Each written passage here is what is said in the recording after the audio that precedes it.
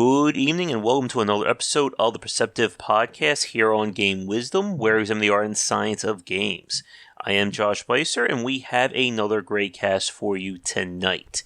We're going to be talking to two developers of the upcoming game Dwerve. And at the time that you're listening to this, it should either be on or about to kick off a Kickstarter campaign for additional funding. So please welcome from Half Human Games, Percy and Peter. How are you guys doing? Hi, we're doing great. Hey. It's great to have you on. And for those of you listening, I did do a play of Dwerve during the Steam. I think this will be the Summer Festival. And I was enjoying what I saw, and you guys reached out. And it's always great to talk to developers, especially about the games and projects they're working on. Yeah, that's right. We had our first kind of public demo during the Steam's Games Festival, and thankfully we got a lot of positive feedback on that. Mm-hmm. Yep, and we're going to be talking about Dwerve as well as the Kickstarter campaign throughout this cast. So to begin with, since this is both of your first times on, for the audience listening, can you talk a little bit about your respective backgrounds and what is Dwerve? So Peter and I, we met back in college actually, and we've kind of been making games together since then. We studied game design and development, and right out of college, we worked together on our first indie game. It was called Black Sea Odyssey, and it was a top-down space shooter, and that ended up being released on Steam and consoles. And then after that, we did some contract work for Artix Entertainment, and we got experience working on Adventure Quest 3D. And that's where we grew a lot as developers. And then we decided, all right, let's go back and give another indie game a go. And that's when we began working on Dwerve. And since then, we've grown our team a little bit. So we also work with a composer and sound designer, Morty, and an artist, a pixel artist, additional to Peter, Enche. So that's kind of where we are. A quick summary of Half Human Games. Okay. And how long have you guys kind of been in business for? Pretty much straight after college, we decided that was the time to make the decision whether we were going to start our own studio or, get jobs. And we definitely we were on the mindset of we are going to start our own studio. And so since college, we've been trying to make a successful indie game studio. The studio that we created Black Sea Odyssey with, even though PJ and I did work on that game, it was not a Half Human Games project. Dwerve will be the first game being released under this new brand name that we created, Half Human Games. And right. I believe it's been 6 years, maybe 5. Again, for people listening, time has no meaning when you're in game dev. You can just say, it'll only take a year or two to finish, and then 4 or 5 years later, you're still working on it. Yeah, I think 6 years ago is when we first started, doing indie games. So Dwerve has probably been in development a little over 2 years. But while we were working on Dwerve, we were working part-time at Artix Entertainment. And both of us have quit Artix Entertainment since then to pursue Dwerve full time. So this Kickstarter is actually very important to us because we don't have some sort of other source of income. We are fully committed to this project and fully believe in it. All right. And for the people listening, what is kind of the elevator pitch for Dwerve? So Dwerve is a tower defense dungeon crawler RPG where you play as a dwarven tinker that uses turrets and traps to fight. So you're not running around with axes and swords or shooting bows. It's all about strategy, tactical turret and trap placement. Which turrets do you place and where do you place them? And from playing the game, I can pretty much tell that you guys are fans of the tower defense genre after playing Dwerve and yes. Getting around that. I guess, what inspired to make this kind of mix of dungeon crawler meets tower defense meets a tactical game? So there is a bunch of inspirations, but if I had to trim it down, I would have to say it is The Legend of Zelda, the old school ones like A Link to the Past, and it meets Dungeon Warfare, where Dungeon Warfare is a tower defense game with a lot of very fun and interesting traps that, push people in the pits and shock them and shoot chakrams that bounce off of walls. And we wanted those sorts of turrets, but in a more, RPG setting like Zelda.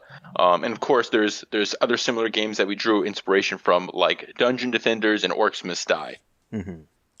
And with the gameplay, and for those of you listening, we did show off the demo during the summer games. I think it's still available, or I think I played the version that you guys sent over. And from that demo, I guess, for the people listening, how much of like the game, or how much of the gameplay loop is in Dwerve currently? Like, they want to check it out. So most of it's there, especially when it comes to combat. So you experience a full battle with multiple turrets. A lot of the kind of extra stuff, a lot of the extra stuff is still being developed. So, for example, turret upgrades. We don't have those yet, but we do plan to have them. Each turret is going to have their own upgrades, so you can kind of customize it how you like. But that's not in it. We also have a little bit of like puzzly elements, but we want to have kind of more of that. And that's extra content. But in terms of the core game loop, the demo pretty much represents what the game is going to be like and what the battle is going to be like, and the sort of strategy that is going to be required to overcome kind of each area. Mm-hmm. Now, one thing that I saw, I think from like the Steam page, I wasn't sure if it was in the demo itself, is the idea of upgrading your towers or your various traps. Is that, like, could you go a little bit more detail into like that aspect of the gameplay? So that's not in the demo yet, but that's something we're really excited for. So each turret's gonna have a small little upgrade tree with about 5 to 7 upgrades, maybe. We haven't really decided on that yet, but the idea of it is to kind of customize the gameplay of a turret to kind of cater to your own kind of strategies or playstyle. So an easy example would be the crossbow turret. So, at its core, it shoots arrows, but you can upgrade it in a way. So maybe you want strong arrows that pierce through multiple enemies, but on the flip side, it would shoot less frequently, so it'd have slower attack speed. The opposite of that would be if you had, like, let's say, a quick shooting crossbow turret that shot really, really quickly, and maybe you even had poison tipped arrows, and that would be more for like softening a wave up before it reached, say, a melee turret like the spin blade turret. So the point is, you get to customize your turrets to really cater to your preferred strategies. And one thing that I wanted to ask about kind of like the general tower defense gameplay. I guess for you guys, were you inspired by any like particular tower defense design? And what were some areas, I guess, you wanted to hit? And what did you want to like avoid in terms of the tower defense genre? So I think in terms of, Dungeon Warfare, their turrets and traps are a big inspiration for our game. They really capture what we want in our turrets. So they're very, I guess, tactile. So instead of like it being very stat based, we want like stuff to happen. Like we have a punch turret that literally punches the enemies and they go flying backwards and they fall into the pits. The chakram turret, it shoots a chakram and it bounces off the walls. We also have a Tesla turret which shocks enemies. So we wanted very visual stuff, very physics-based stuff, like just fun to look at and watch, and feels really, really good. Now, in terms of what we didn't want, this is very different from traditional tower defense games, but we didn't want you to constantly build up your turrets. So in a normal tower defense game, you build more and more turrets as you collect some sort of currency, and you're kind of, at the end of a level, you'll have a ton of turrets set up. Now, Dwerve is not about that. Dwerve is more about like quick thinking and adapting quickly. So in Dwerve, you can place a limited number of turrets at a time, and so as the waves change, you need to recall those turrets so that you can place new ones. So you're constantly adapting, and it's more strategizing on the spot very quickly. So it has an action-like feel. So it's not just like kind of slower pace observing. It's more about, okay, how can I adapt to this very quickly? Mm-hmm. Yeah, Dungeon Warfare, that was one of my favorites too. I know the sequel is out now, and yeah, there's definitely a difference in terms of like the different philosophies of tower defense games. So I guess here's a question for both of you. Do you guys like to use like wall and laning strategies, or do you prefer just like nuking and just utterly destroy enemies as quickly as you can?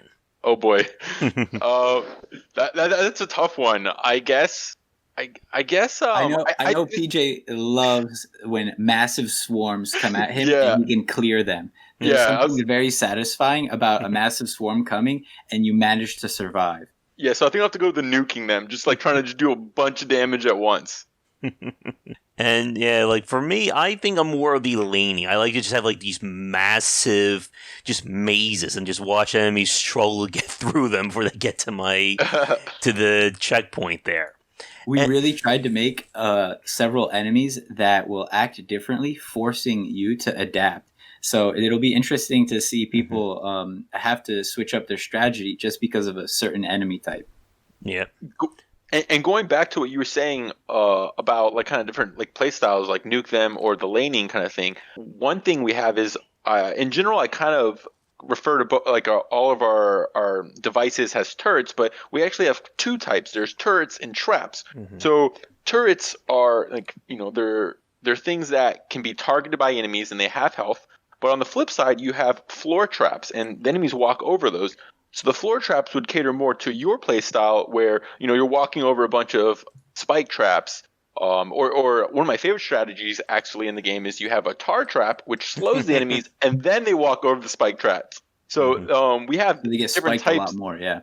Yeah. So you have turrets and traps to the traps specifically cater to more of what you're saying, and of course you can use both of them, but we really tried our best to cater to both play styles.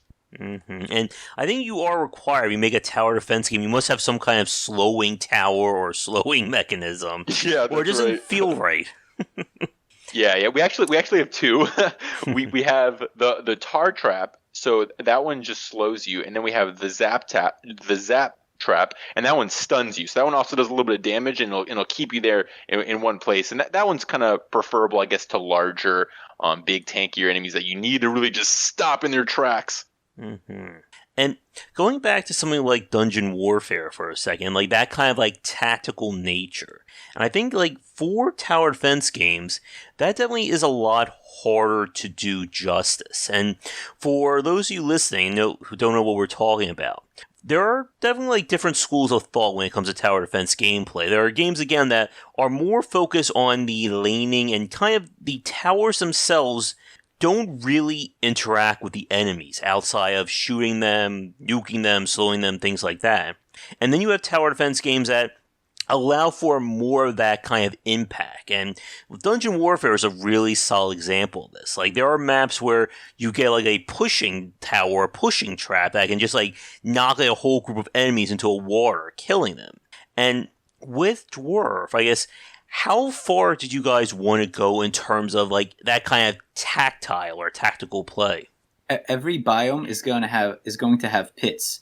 So we want to make sure that if someone is paying attention to the layout, they're able to notice that there will be sweet spots that they can take advantage of to use the environment to help them succeed. For example, knocking enemies into a pit, or they'll notice water, and we might have enemies that fly over water or enemies that have to go around water. So there's definitely you can definitely observe the environment and try to figure out how you can use it to your advantage. And we have towers to allow for that kind of gameplay. Yeah, and in general, a lot of our turrets and traps are inspired by Dungeon Warfare's turrets and traps.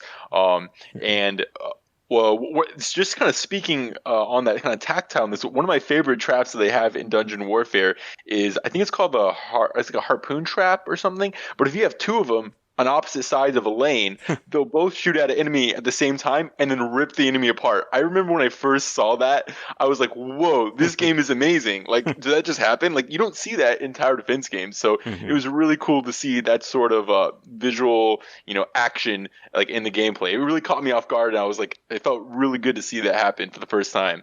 Yeah, I think that's always been one of the things about some of the more popular tower defense games. They can feel very, I don't know, I want to say the word bland, but they lose that sense of impact. And I remember playing stuff like Defense Grid, and I grew up playing tower defense mods from Warcraft 3.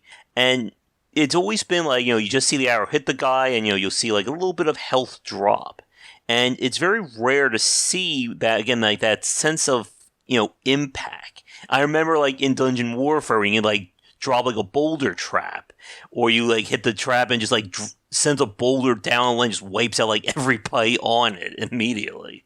We have a stat which is called knockback, and different enemies that have different weights. So it's something that most people might not notice. But for example, our punch punch turret. Sorry. It'll knock back heavy enemies a little bit less than small enemies. And also things like the mortar tower. The mortar will knock enemies away from where the bomb explodes, which could also send enemies in an unexpected directions. But it adds a little bit of that dynamic feel to it, and it's rewarding because you see the impact of some of these turrets. In addition to like the physical aspect of it, like the knockback and whatnot, we also just wanted our turrets just look really cool. So, for example, two of I think the most visually kind of pleasing ones to look at are the Tesla turrets. So, just watching the lightning chain from enemy to enemy, making like kind of zigzag line, just looks so cool. So yes, tactically it's fun because you can, it can wrap around corners where the tower might not have a line of sight, but it's just really cool to watch the lightning extend very quickly and kind of zigzag to enemies. And then my other favorite one is probably like the sunray turret. So it's like this big like sunray laser beam that just shoots and it just destroys all enemies in its path. So we really wanted our game to like look and feel good from both like kind of the physics and the knockback and stuff like that, but also like just like particle effects and visually just look really pleasing. Another part about Dwerve that I know still stood out for me, especially for my fans watching, is the art. I guess what kind of like thoughts or like how would you settle on the actual art and aesthetics of Dwerve? Originally, we had a couple of different art styles that we were talking about, and the one we really wanted to go with was a top-down sort of art style. But we had to really make a tough decision, and that was the style that we went with required a lot more work because we had to draw every single enemy walking every single direction. And I think it's like 40 something sprites per enemy. We're at 50 now. Yeah, we're like 50. It's extremely painstaking, but I'm glad we kind of decided to go that route because if we didn't do that, the game would be missing sort of just a level of polish, a level of fidelity, and that I think really makes Dwerve stand out. Yeah, I think one thing that makes our pixel art style unique. So yes, it's pixel art, and there's lots of pixel art games, but generally you don't see too many games with this level of detail in such a small, pixel density, like such a small little area. So we use a 16 by 16 grid. And our sprites do extend that, but in general, normally you'll see like 32 or 64. So we're using a very small pixel density, and we're squeezing a bunch of detail in there. And not only is it detail, we have like a slightly top-down perspective. So it's very hard to get in that perspective, and that detail in such a small amount of pixels. And it's like Peter said, it's challenging and it takes a lot of time. But we're very glad we did it because it looks great. We really love our art style, and a lot of people will be like, "Oh, I recognize this." I'll post on Reddit or something, and people are like, "Hey, I recognize this Dwerve. I love your art style." So it really makes our game unique, and so it's something we pride ourselves in. Yeah, and I know, like from a few of my fans, they said they saw it from the YouTube channel Pixel Pete, and that's how they kind of first found the game. And again, being very impressed by that level of detail, the pixel art. Yeah, I started a YouTube channel to help mainly promote Dwerve, but I want to give back. I want to give back to the community because just talking about Dwerve is I like to call it selfish content, and it's a lot harder to grow a fan base if you create content like that. So we wanted to give back to the community and create fans that really appreciate what we do as indie game developers. And so yeah, I've been teaching people how to do pixel art, slowly ramping them up. I started very, very easy, and it's slowly getting more and more complicated. And yeah, anyway, the tutorials haven't quite gotten to the level that Dwerve is. Dwerve is even challenging for me to do.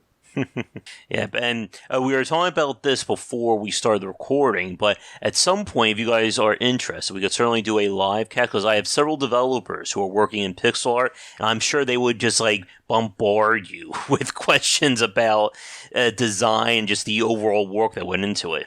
So yeah, in general, what's really cool, I think, about our team, because like Peter and I are we're the two, I guess, like main developers. Like we're working on it full time, but we've actually worked with a handful of artists. And what really makes our art of exceptional quality is that it's often a collaboration by Peter along with other artists. So we work with Enche. In the past, we worked with Sun Pixels, and it's kind of interesting how we work. It's like a back and forth. It's like someone will do an initial kind of sketch or concept, and they pass it off to someone else, and then it goes back to this person, and you'll have 2 or 3 artists all kind of going back and forth, contributing ideas to a single turret or a single enemy. And I think that's what really helps us push our assets further and really make them super polished and look really good. So yeah, I think, for example, I would draw the concept art for some of the characters, and then Sun Pixels would push it much further and add his own style to it, which is the way that he draws those portraits. It's in a style that to me is just mind blowing. I love his style, and it's not the way that I would have done it, but I appreciate the way he did it, because honestly, I think he did a better job at the portraits than I would have. Yeah, like when you have the cutscenes, you have kind of like the full character models on display. It almost reminds you of something like Nidhogg, when they in the sequel, when they had like that more very like expressive, very like animated look to their characters, almost like a clay kind of aesthetic. Yeah, that's actually because our pixel density is so small, right? We can't get too much details, especially in the characters. Like, you can't really see their accessories or their facial expressions, the things that really imply who this character is. What is their personality like? You can't really capture that, in a 16 by 16 sprite. So that's the whole reason we had these larger detailed character portraits, is so we can really, really show a character who they are, what they're like. Are they mean? Are they grumpy? And capture those details that you can't get from the gameplay sprites. Yeah, so that's why they're so big, and it like our style in general, it was a lot of extra work, but we're really glad we did it, because we would think it really helps expand the world. Mm-hmm. Now, speaking about the world, one thing that I want to clarify for the people listening is that with Dwerve, like, this is not played like in a level by level or screen by screen format as we see from traditional tower defense games. It is more that kind of like open nature to it. And one question I have for you guys, like, from the demo, you are kind of like held pretty much to follow like the same path. Like, there wasn't really any deviation. With the full game, will it be more of an open-ended style, or is the player still going to be guided from kind of area to area? We love to call it a tower defense dungeon crawler, so that people know that you're not just going to be stuck on one screen. That's all I wanted to add in, PJ. Oh, okay. Yeah, so exactly. So our game is a dungeon crawler. So it's not like a traditional tower defense game where you kind of sit there and you see the whole level and you just add more towers to it. You're actually going through a level. You're progressing through the level. You're exploring. So going on to the linearity that you were talking about. So right now the demo is pretty linear. We want to add some branching to our level progression. Now, it's not going to be entirely an open world like, a lot of like the Zelda games are, or Metroidvania. It is going to be mostly linear, but we do want to add some ability to kind of explore and kind of choose your own path, so that it feels more open. One reason we decided against going fully open was mainly because of the gameplay. So in a lot of Metroidvanias or Zelda, the action combat isn't really tedious. When you're going from one place to another, you can fight a couple of people along the way. It's a quick little fight, and you get going. In Dwerve, the strategy, the battles, they take a little bit longer. So if we added like filler content between areas, and you're just kind of going back and forth, we felt it would be pretty tedious. Yeah. So that's why we kind of avoided that. So I guess to go back to summarize the answer to your question, it's going to be mostly linear, but with some branching. We want it to feel like an open world without like actually making it an open world. Mm-hmm. Yeah, there are a lot of players that are completionists, and they would hate to go down one path and not know what was down the other. Yeah, right here, raising my hand. And we definitely plan on hiding things though, around corners and stuff like that. So there will be an exploration aspect to it. We just want to avoid the player having to backtrack way too much. Mm-hmm. Now, speaking about like moving around the world, one thing that I wanted to ask both of you is kind of about settling on the player's options. Again, like, one thing that separates Dwarve from other tower defense games is that you are controlling an active character on the field. You are not the omnipotent, cursor from above and just place towers down. For both of you, like, how did you settle on kind of how much utility did you want the character to have? From the demo, I saw that you get like 2 relics. You get the dash boots, and you get a boomerang that kind of gives you just some basic defense or basic damage if the enemies aren't targeting a tower.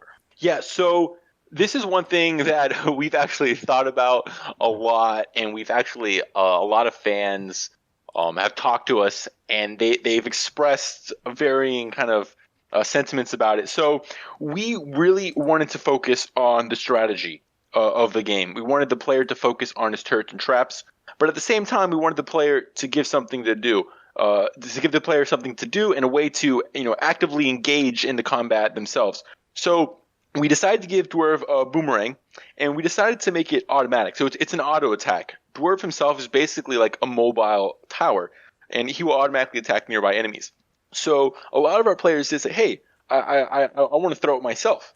And we actually tested that, and there was a couple of problems with it. One, if we let the player get too much engaged into combat, what happens is that the players you kind of want to do more. It's like, oh, I can do this. Well, I want a sword now, and if I want a sword, I want to block now. And we really wanted to avoid having to lean into a full combat system, because we didn't want to do a half-baked combat system where it's like, okay, cool, you can attack, but it doesn't really feel good.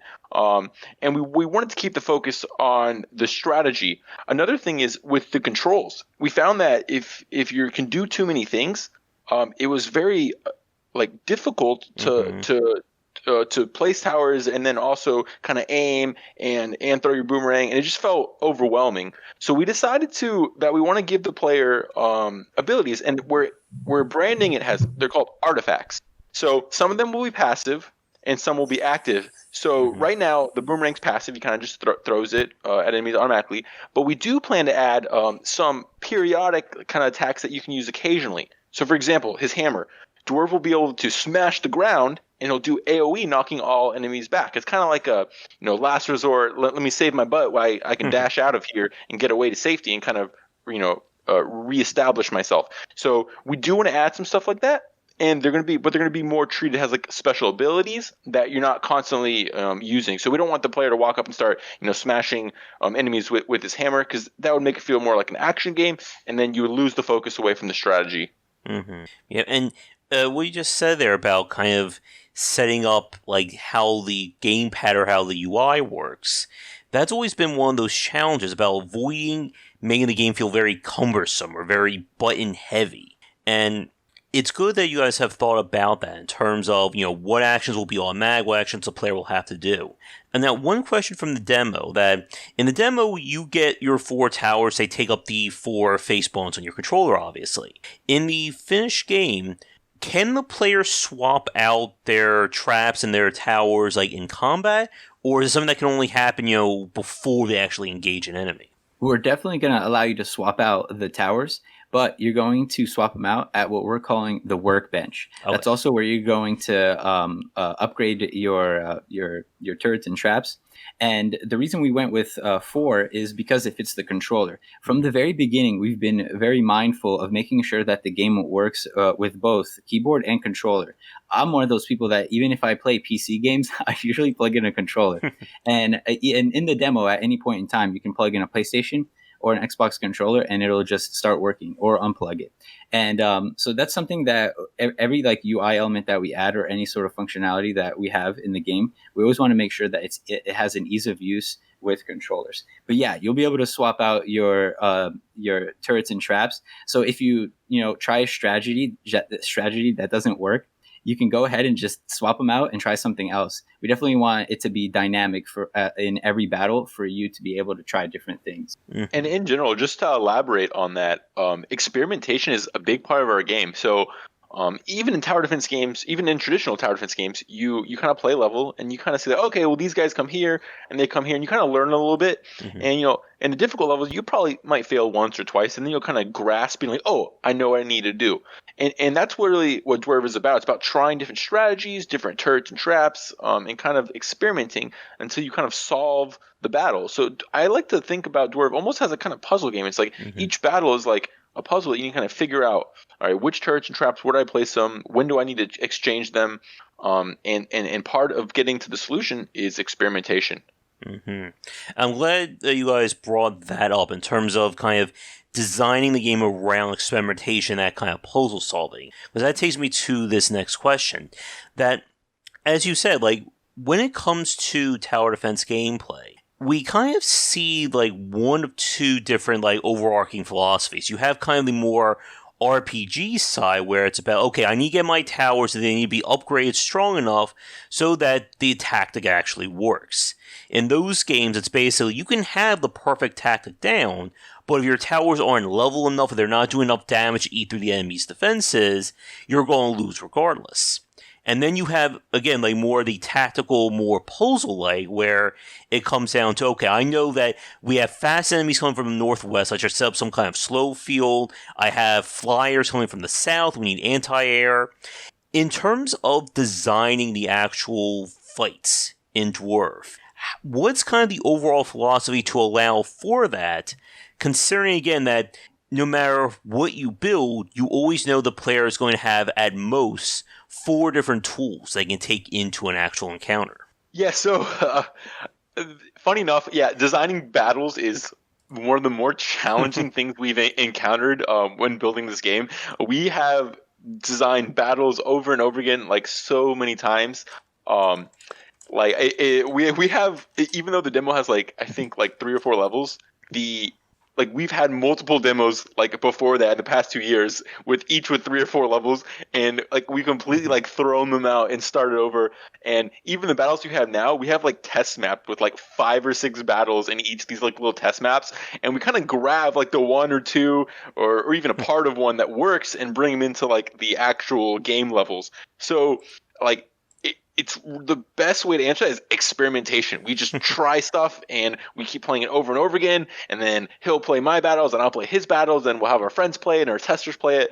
And then, they might find out, oh, I can beat this by just placing these towers here. And it's like, oh, that doesn't really require strategy. Let's fix it so they can't just cheese the battle. So we just keep building, experimenting, and playtesting over and over and over again.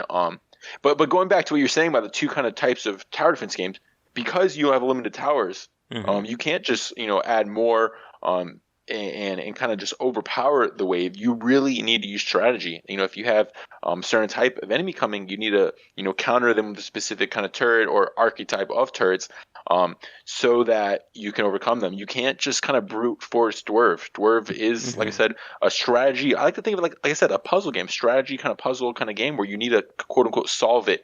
That being said, it does have action like kind of battle. So if you do get overwhelmed, you can dash out the way. You can escape and reposition yourself. So if you prefer to play it more actiony, where you don't really care too much about setting up your turrets in the perfect way, but it's like good enough, and then you can kind of dash through and retreat and kind of build your defenses, that's also a very plausible way to play.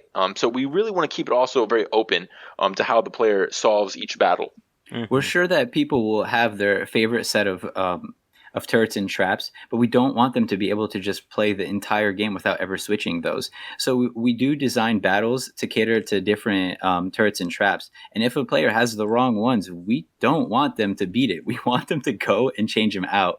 So we don't want the game to be too easy so that any sort of combination works. We really want the player to think about what is a good combination for that specific scenario. Mm-hmm. And to clarify for people listening, that while you can only take 4 different types of tools into an encounter, you can have multiple copies of them based on the power stones or the actual kind of like resource or fuel you use. Right. So you could have 4 different types of towers, but you could place down all of the same one if you really wanted to. Yeah, so just to elaborate on how the power stones work, actually, that's a really great point. So in most tower defense games, you kill enemies, you get some sort of currency, and then you just build or upgrade turrets. So Dwerve is very, very different. So we do have a currency, and you do upgrade your turrets, but that's more of like a meta. It's like, your turrets you slowly make them stronger over time. But in the core gameplay, you have power stones. Now, power stones are basically, you think of them almost like batteries, kind of. They power the turrets. And turrets generally require 2 power stones and traps require 1. So you can place more floor traps than you can turrets. But generally what you want to do is you use your power stones to kind of place a certain amount of turrets. So let's say you have 6 power stones, you can place 3 turrets. And then as the waves change, you'll need to recall 1 or more of those so that you can either move it to a more strategic location or swap it out with an entirely different turret. So it's basically you have fixed number of turrets and you're swapping them out and moving them around as the battle changes. Mm-hmm. And like that feel, I think, gives Dwerve a like different sense of pacing compared to the tower defense games.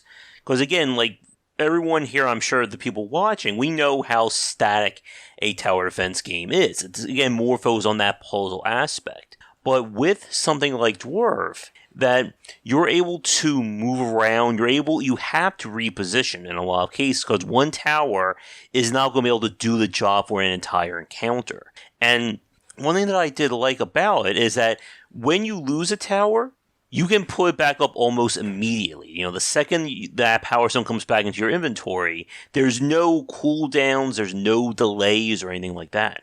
Yeah, so we actually, the quote unquote like delays, really just like the animation of the power stones popping up. So it feels instant. That's what's nice about it. In the past, we actually had it like return kind of instantly. And you could like build and replace turrets like instantly, literally instantly. And of course, that was overpowered. But we also didn't want like too long of a cooldown because it would feel slow. It's like, Dwerve is almost like an action game. Like you want to get back into action right away as soon as a turret falls, or if you need to reposition it, you need to do that quickly sometimes. So we have it's like a split second where the power stone pops up from the turret. It's like a little bounce, and then it comes back to you. So it feels very natural. It looks nice, but it also happens quickly, but not too quickly where you can take advantage of that. And yeah, I think that's what makes Dwerve really interesting. And going back to what you're saying, the pacing. So you might have enemies coming from one direction and you're kind of focused on that, and all of a sudden they're coming from behind you and you need to quickly pick those turrets up and move them over there and build them on the other side. And another aspect that we have that kind of adds to the element destructible environment. So it's you see it a little bit in the demo, but I'm sorry to interrupt. My headset kind of cut out there. Will you mind just like repeating the sentence? I'm sorry about that. Yeah, no problem. So another aspect that makes the battles interesting is we have destructible environments. So during a battle, a wall can collapse. So you don't actually. Let me reword that. I'm gonna start over. Okay. Yeah. Yeah. Sorry. No problem. Another aspect that makes the battles interesting is the destruction. So in the middle of a battle, a wall might collapse, and all of a sudden, a path that was blocked and you thought you were safe is now open, and enemies can kind of come behind you. So one thing that's important is kind of catching the player off guard and having them, adapt and react to kind of surprises and like, oh no, I thought I was safe here. All of a sudden, these walls collapse and now I'm vulnerable. So I need to quickly, rearrange my turrets and reposition them so that I can, defend myself before the wave reaches me. All right, sounds great. So I know that we have to keep this relatively short because I know you guys are busy. So I just have a few more general gameplay questions for you. And one thing that I have to ask, are there any kind of, I guess, quote-unquote boss fights that you have planned for Dwerve? Yes. Okay, so the demo doesn't have any, but we do have big boss plans. So you'll get a little more of that when the Kickstarter launches. So if it's already live when this podcast is live, you can go check out the page and see. But we do want to have really unique boss battles. So it's not going to be like, oh, just an enemy that's really large and walks towards you. We want it to feel really unique. So it kind of like in The Binding of Isaac, I think that's a really good example of like what we want. So in Binding of Isaac, you're not just fighting like a big enemy or something. Like, you might be fighting a foot or arms. So we want to do crazy stuff like that. We haven't really committed to any ideas yet. We haven't really started developing them, but we kind of just started writing stuff down and kind of thinking about them. But we definitely want to have really fun, interesting boss battles that kind of just blow the player away. It's like, whoa, where did this guy come from? He's throwing giant boulders at me, or wow, he's huge. So we think it's going to be one of the coolest things people have ever done in a tower defense game. Dwerve is really a genre mashup that for a lot of people it's going to be the first time they experience something like this. It is a bit of a risk that we took trying to create something that is a unique experience, but I think a lot of people are going to enjoy it, and it is that unique factor that Dwerve has. It is that word of mouth thing that's worth sharing with other people, because it's an experience that you don't really get in other games. And the boss fights, yeah, they're going to be very interesting. We might even make some of them a bit puzzly. Yeah, just to elaborate on that more, our previous game, Black Sea Odyssey, like, we had massive boss battles. There was one boss that was like 7 screen sizes. Now we're not going to do that for Dwerve, but the point is, we love boss battles. We love doing big, crazy things with boss battles, and we're definitely going to have those in Dwerve. Great.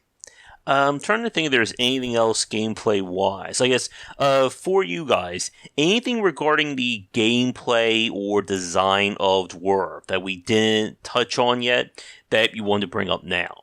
I think the only other thing that's really important to the game is the story. So Dwerve is a story-driven game. I was going to bring up the same thing. Yeah, exactly. Yeah. So we want the world to be rich in characters and lore, and you meet people, and there's lots of dialogues, and they send you on like little quests. Quests aren't a big part of the game, but like each level kind of will have its own objectives, like a specific purpose or a goal that you're trying to accomplish within that level. So we also want to like some of it will be mandatory. The quest will kind of guide the progression of the story, but we also want to have like extra stuff for people that really want to learn more about the world, more about the characters. We want to add the ability to inspect stuff, so you just kind of inspect like little runes or old books, and kind of just get a little bit of lore here and there and learn more about the world, the history of the dwarves and the trolls and the world, the different locations that you're going. So the story and the world are a really big part of the game as well. Yeah, you'll be able to go on an awesome RPG adventure in this tower defense game, which is unique too. Great. And let me see, there's anything else gameplay-wise? I think we've touched on everything. Again, for the people listening to us right now, is the demo of Dwerve like available like publicly at the moment? Not during the time of this recording, but it will be during the Kickstarter. Okay. So yeah, we're gonna have a big button on the Kickstarter page, but if not, you can just go straight to the Steam page. The demo will be available to the public during the Kickstarter page. During the Kickstarter on the Steam page. So yeah, anyone can try out the game. And of course, if you like it, you can support us in Kickstarter, and really make sure that not only does the game get finished, but we can bring it to as many languages and platforms, and really make the game that we want to make. All right. And one question that a few of my developer friends are also curious about is having the demo itself for Dwerve. And they're just curious, again, like, for people listening, we've seen kind of this drop-off and then resurgence of demos and prologues. And one thing they're always curious about is, how has the demo been received for you guys? Has it been really helping out in terms of marketing or getting people excited about the game? Yes. Now, from a developer standpoint, demos are very, very tricky. And I think the best way to kind of it varies from game to game. But I think the best way to kind of summarize whether or not demos are helpful or not is basically how far along you are in development. So for us, when we first made the demo public during the Steam Games Festival, we had been working on the game for, like Peter said, almost two and a half years. So the game was very polished, very far along, and it really embodied what the final game is going to be like. Now on the flip side, if you make your demo public too early, people may think, oh, this game is of low quality, it's not fun, it's not buggy, it needs more content, it needs more features. So it can hurt, your marketing, especially if you're doing Kickstarter, if your demo is not, far enough along in development. Thankfully for us, we've been developing for a very long time, and we wanted to make sure that we had a very, very polished and solid demo before we even started thinking about the Kickstarter. So that was a priority for us. Yeah, honestly, there's an aspect of honesty with that to our fans as well. Every single person that's going to play our game would love to play a demo because they want to know what they're in store for. So we do think that out of respect for our fans, to make sure they know what they're getting, especially with something as experimental as Dwerve, where it's not your typical game. You can't create comparisons to it very easily. A demo really lets a person know whether it's something that they would enjoy, whether it's something that they're interested in. So we do think that there's a whole honesty aspect to it that fans really appreciate. Yeah, and as you guys said, it's hard to do a really solid demo for those very reasons. You do it too early, it comes off looking like, your game is lesser quality. You do it too late, then it's not going to be able to get people excited about the game. Yeah, that's very true. I think in general, for like you were talking about your developer friends, the best advice I can give would be, test it behind the scenes with your most hardcore fans, people that are in your Discord server every day, chatting with you, asking you about the game. Make sure they like it. Make sure that you're catering to your audience. Make sure it's fun and polished and bug free, and then bring it out to a wider audience. Like Peter said, so to make sure, hey guys, this is what we're building. There's no ambiguity, there's no confusion. Like, this is our game. And for Dwerve specifically, like Peter said, our game's different. So it's nice to give that chance to people to try the game before they back the project or purchase the game, because they don't know exactly what it is. Yeah, the easiest way to explain it is to give someone a controller. Yeah, definitely. So I think with that, I do want to spend a few minutes talking about the actual Kickstarter for people listening, and that will take us to the end for our cast tonight. So, to begin with, for the people listening to the cast, we're going to shoot this to go about the week of the Kickstarter. I guess, are you going for a 30, 45, or 60-day campaign? We are doing a 30-day campaign. Okay. And it launches on August 25th. So I'm not sure if we're going to publish this podcast before or after, but August 25th, the campaign will be live. The demo will be live. So you can go try out the game and then back the project if it's a game for you. All right. And yeah.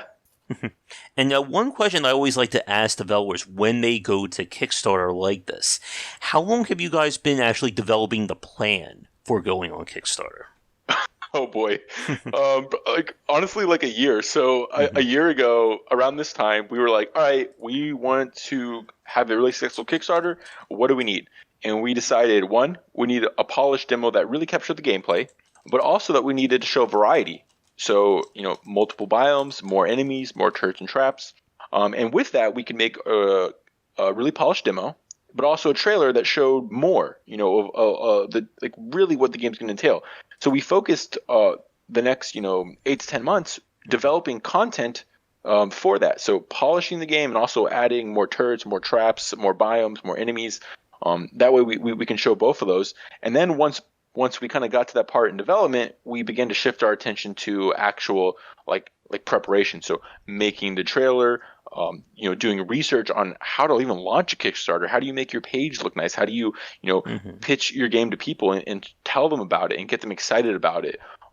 And one thing we've been doing is, building a community. That's one of the most important things of launching Kickstarter campaign. So we've been posting regularly on Twitter, Facebook, Reddit, and we have our Discord server, and we try and get as many people to join our Discord server, because that's really where you really get to interact with fans. You get to talk directly with them, and hear their thoughts and communicate directly with them. And that's really, having that personal communication is very important to us. Mm-hmm. Yeah, and spending that long on a Kickstarter, I know for some people listening, they may think that sounds a little extreme, but it is very important to get everything set up when you're going to Kickstarter like this. Right. As an indie, you have a couple options. You have the option to go with a publisher or to go with crowdfunding. And we decided we're weighing both options, and we're sure that we're going to have publishers contact us once the Kickstarter is live. But we didn't just exclusively create things for Kickstarter during that entire time period. A lot of it was just reprioritizing things that we could use for a Kickstarter. Mm-hmm.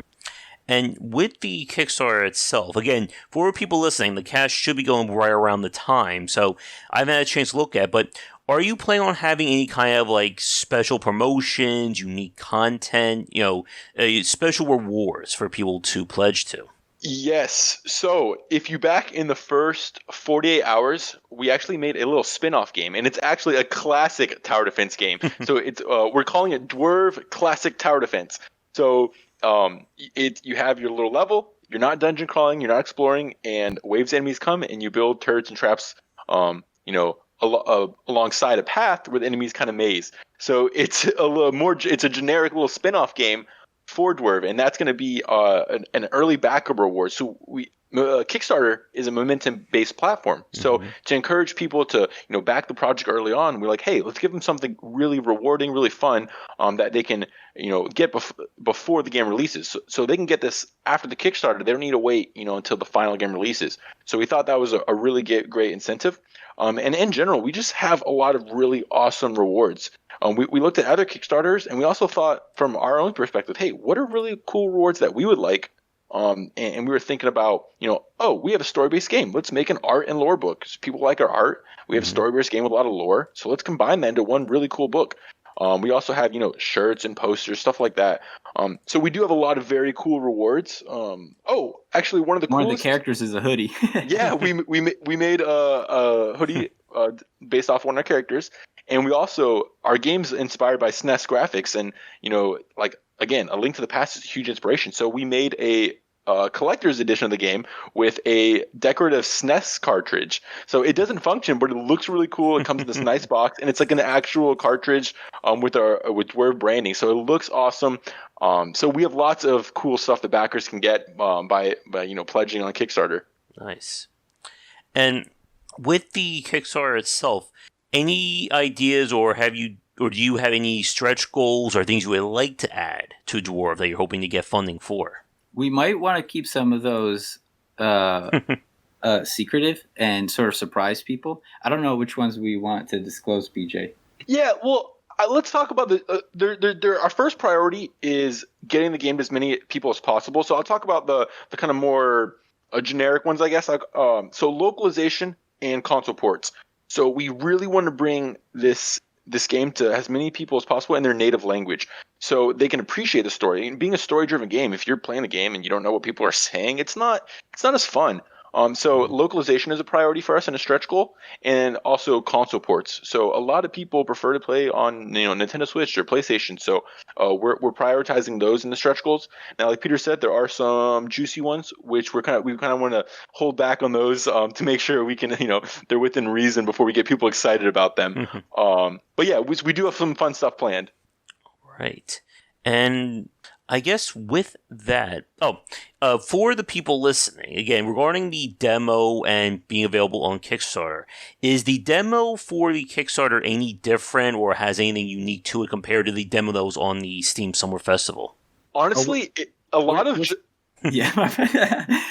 Go ahead, Peter. Yeah. We're constantly improving that demo up until we're really close to launch, because we want to make it as good as possible. So we took a ton of feedback from people playing that demo, and we're going to use that feedback to tweak it and improve it. But we don't want to get to a point where we're changing it to the point where it's not even the same thing. Yeah, so a lot of our focus really has been on polish and bug fixes. Because we've been having to, put a lot of effort into, making the Kickstarter page, making the trailer, really preparing for the Kickstarter. In terms of development, we've really been focusing more on polish, fixing bugs that people found during the Steam Games Festival, or fixing just kind of weird issues, things that didn't feel quite right. So we've been focusing more on polish than adding more content. That being said, we might add a little bit of extra things during the campaign, but that kind of depends on our time and how much time we can spend on develop and not the Kickstarter. So we'll kind of see on that in that regard. All right. And is there any aspects of the Kickstarter campaign or promoting or anything that we missed talking about Dwerve that you guys want to mention before we start to wrap things up? Think we missed anything? I guess I'll just reemphasize that I got one. Mm-hmm. So there's a reward program, and we... Oh, wait, don't talk about that yet. That's a secret. We'll talk about that one later. But the Kickstarter... Actually, I guess we can talk about it because this might... let's talk about it. So Kickstarter's probably going to be live. Yeah, exactly. So the Kickstarter launches on August 25th, and the first 40 hours, like I said earlier, you have the early backer reward of Dwerve Classic TD. But later on, a couple days after the campaign launches, we're going to have a backer referral system. And how it's basically going to work is you'll refer friends to the project, and you'll get kind of, I don't know what we're going to call them, I guess referral points or something, and you can spend those on add-ons. So if you refer friends, you might be able to get a poster or, the official soundtrack of the game and extra rewards without, paying actually additional money or backing more, but simply by referring friends. So that's a pretty neat thing that our backers can take advantage of. Great. So I think with that, just to end the cast, there's a few just general questions, and then I'll let you guys go for tonight. So, as we said, with the Kickstarter probably going on at the time this cast is going up, do you guys have an estimated date for when Dwerve will be released? Fingers crossed you're able to get your Kickstarter goal. Maybe you'll hit it by the time this cast goes up. Yeah, so we're aiming for next year during summer, so summer 2021. We don't want to get too specific on that because you know how game development is. Yeah.